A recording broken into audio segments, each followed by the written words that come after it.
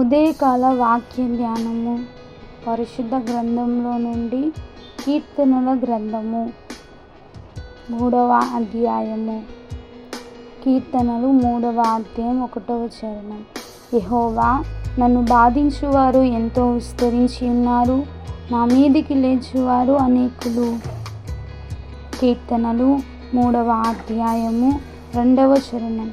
దేవుని వలన అతనికి రక్షణ ఏమీ దొరకదని నన్ను గూర్చి చెప్పువారు అనేకులు.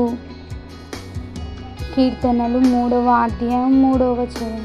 యెహోవా, నీవే నాకు కేడముగాను, నీవే నాకు అతిశయాస్పదముగాను, నా తల ఎత్తువాడవుగాను ఉన్నావు.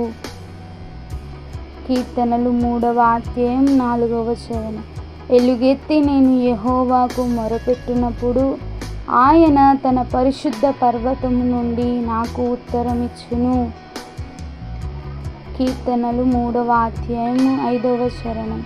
యెహోవా నాకు ఆధారము, కావున నేను పండుకొని నిద్రపోయి మేలుకొందును. కీర్తనలు 3వ అధ్యాయము 6వ చరణం. 10,000 మంది దండెత్తి నా మీదికి వచ్చి మోహరించినను నేను భయపడను. కీర్తనలు 3వ అధ్యాయం 7వ చరణం. యెహోవా, లెమ్ము, నా దేవా, నన్ను రక్షింపుము.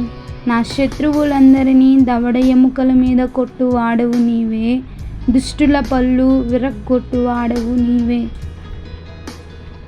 కీర్తనలు 3వ అధ్యాయం 8వ చరణం.